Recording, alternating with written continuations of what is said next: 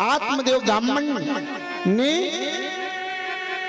रोज धुंधकारी को भी लेकर के पढ़ाने के लिए बिठाते। गोकर्ण जी महाराज को भी जब लेकर के पढ़ाने के लिए बिठाते तो धुंधकारी का पढ़ने में मन नहीं लगता। लेकिन वही गोकर्ण जी महाराज बड़े अच्छे से वेदों का पाठ करते, बड़े अच्छे से भगवान की भजन भक्ति करते। लेकिन धुंधकारी कभी कुछ करता कभी कुछ करता, भगवान का भजन नहीं करता। धीरे धीरे उसने कुसंगति को पकड़ लिया। जब कुसंगति को पकड़ा तो धीरे धीरे वह मदिरा का पान करने लगा, जुआ खेलने लगा, वेश्यावृत्ति करने लगा। आत्मदेव ब्राह्मण को अब चिंता सताने लगी। अब उसकी आंखें खुल गई। आत्मदेव ब्राह्मण को संत जी की बात याद आ गई कि संत जी ने मुझे समझाया था कि तू बिना संतान का ही अच्छा है। काश मैं पहले ही संत जी की बात मान लेता तो आज मेरे बच्चे के कुकर्म में नहीं देखता। यदि कोई अच्छा पिता अपने बच्चे को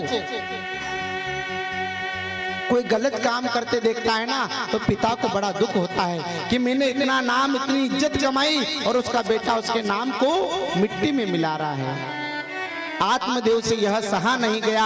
आत्मदेव तो उसी समय भगवान के श्री चरणों में महाराज जी पहुंच गए तपस्या करने के लिए। धुंधकारी मदिरा का पान करने लगा, वेश्यावृत्ति करने लगा, जुआ खेलने लगा।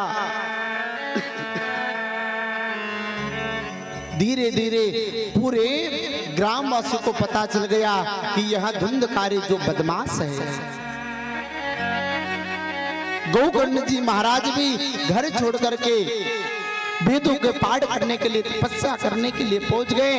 इधर अब घर में केवल धुंधली और उसका पुत्र धुंधकारी ही रहते हैं। महाराज रोज चोरी करना, घर से पैसे चुरा करके लेके जाना, माँ के साथ में दुर्व्यवहार करना और वेश्यावृत्ति करना, मदिरा का पान करना, ऐसे कर्म करता था। एक दिन जब माँ ने धुंधकारी को पैसे देने से मना कर दिया तो उसने उसकी माँ की भी जान ले ली, माँ को भी मार दिया धुंधकारी ने। जब माँ को भी मार दिया अब वह धुंधकारी अकेला घर में बड़े आराम से रहने लगा। वही बेसनों में जुआ खेलना, मदिरा का पान करना, वेश्यावृत्ति करना। जब एक दिन वेश्याओं के पास में कुछ पैसा लेकर के पहुंचा, थोड़ा थोड़ा पैसा जब उन वेश्याओं को देने लगा धुंधकारी तो वेश्याओं ने आपस में विचार किया क्यों ना हम स्वयं उसके घर चले, जितना भी पैसा होगा स्वयं एक बार में लेकर के आएंगे। आज सारी वेश्याओं ने विचार बनाया और धुंधकारी के घर पर पहुंची और धुंधकारी को अपनी माया में मोह करके उसे मारने का प्रयास किया। सूत जी कहते हैं सोनक आदि 88,000 ऋषियों को कि जो पापी होता है, जो अधर्मी होता है, उसकी इतनी जल्दी मृत्यु भी नहीं होती, मौत भी नहीं आती। महाराज उसे मारा गया, पीटा गया, उसके मुख में जलती हुई अग्नि डाली गई, फिर भी धुंधकारी के प्राण नहीं निकल रहे थे। कहते हैं कि सारी की सारी वेश्याओं ने एक साथ में प्रहार किया, फिर भी उसकी मृत्यु नहीं हो रही थी। किसी एक वेश्या ने जाकर के महाराज तलवार उठाई और वही धुंधकारी के टुकड़े टुकड़े करके उसे वहीं पर मार दिया। धुंधकारी के जैसे ही टुकड़े हुए महाराज, उसी धुंधकारी को घर में गड्ढा खोद करके गाड़ दिया गया। धुंधकारी को प्रेत योनि मिली, क्योंकि अल्प आयु में यदि किसी की मृत्यु होती है तो निश्चित प्रेत योनि में जाता है, उसकी आत्मा कहीं न कहीं भटकती रहती है। कुछ समय बीतने के बाद जब गोकर्ण जी महाराज पुनः अपने घर पर लौटे और सुंदर सा आसन लगा करके जब भगवान का ध्यान करने लगे तो अचानक कुछ कुछ आवाजें आने लगी। जैसे ही गोकर्ण जी महाराज भगवान का ध्यान करते तो कोई दरवाजे की आवाज, तो कोई खिड़की की आवाज, तो कोई छत से आवाज आने लगी। गोकर्ण जी महाराज ने सोचा कि न जाने ऐसी कौन सी आवाजें आने लगी। गोकर्ण जी महाराज तो बड़े ज्ञानी और तपस्वी थे। महाराज वो जानते ही हैं कि घर में कुछ न कुछ गलत काम अवश्य हुआ है। गोकर्ण जी महाराज ने उन दीवालों से पूछा, उन दरवाजों से पूछा, हे भैया तुम कौन हो, तुम मुझे क्यों सता रहे हो? गोकर्ण जी महाराज जानते हैं कि यहाँ जरूर कोई न कोई प्रेत आत्मा है। गोकर्ण जी महाराज ने जैसे ही दीवालों से प्रश्न किया, उन्हीं दीवालों के अंदर से आवाज आई, हे भैया मैं तुम्हारा भाई धुंधकारी हूँ, मुझे प्रेत योनि मिली है, हे भैया मुझ पर कृपा करो और इस प्रेत योनि से मुझे बाहर निकाल दो, हे भैया मुझ पर कृपा करो। गोकर्ण जी महाराज ने सोचा कि अवश्य भैया मैं तुम्हें इस प्रेत योनि से भी बाहर निकालूंगा। गोकर्ण जी महाराज जानती थे कि न तो जप करने से न तप करने से इनको शांति मिलेगी। शांति यदि किसी से मिलेगी तो केवल भागवत महापुराण ही एक ऐसा ग्रंथ है, यदि इसको भागवत महापुराण की कथा श्रवण कराई जाए तो इसे अवश्य शांति मिलेगी।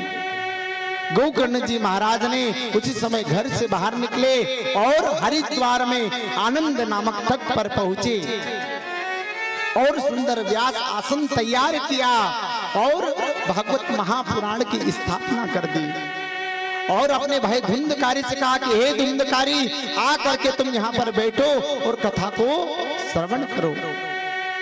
लेकिन धुंधकारी आम मनुष्य के जैसे तो नहीं बैठ सकता था, क्योंकि वो तो प्रेत आत्मा था। तो वहां पर गोकर्ण जी महाराज ने एक स्त्रप्त्र ग्रंथि का बास लगाया, 7 गठान का, हमने भी लगाया है।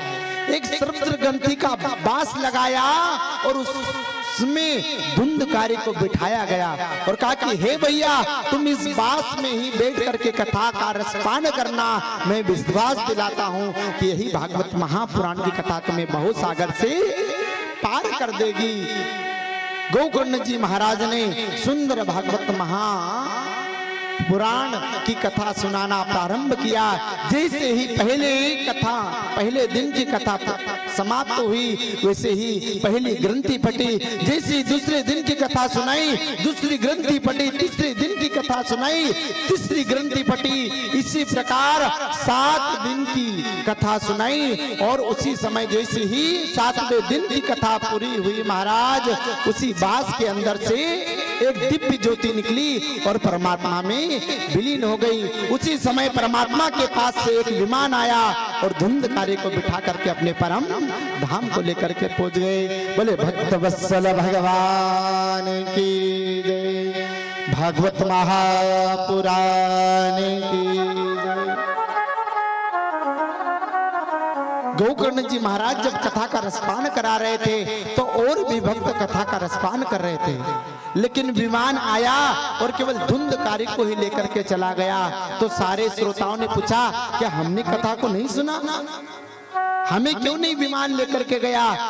गोकर्ण जी महाराज ने कहा कि जिस दिन आप अपने आत्म कल्याण के बारे में सोच करके कथा को सुनना प्रारंभ कर दोगे, उस दिन तुम्हें भी भगवान का विमान लेकर के जाएगा। विमान कहते किसे हैं? विमान। जिस दिन हमारे मन का अहंकार मिट जाएगा, उस दिन भगवान का विमान आकर के तुम्हें अपने परम धाम को लेकर के जाएगा। सोचो कि यदि भागवत महापुराण की कथा इतने बड़े पापी धुंधकारी को, जो कि प्रेत योनि में चला गया है, जब उसको तार सकती है तो क्या भागवत महापुराण की कथा हमें नहीं तार सकती? हमें भी तार सकती है, लेकिन कब? जब हमारा भी भाव होगा भगवान के चरणों में, तब जब हमारा भी मन होगा भगवान के चरणों में, तब भागवत महापुराण के माध्यम से धुंधकारी का उद्धार कराया। गोकर्ण जी महाराज ने सुंदर भागवत महापुराण की कथा का वाचन किया है। बोले भक्त वत्सल भगवान की जय।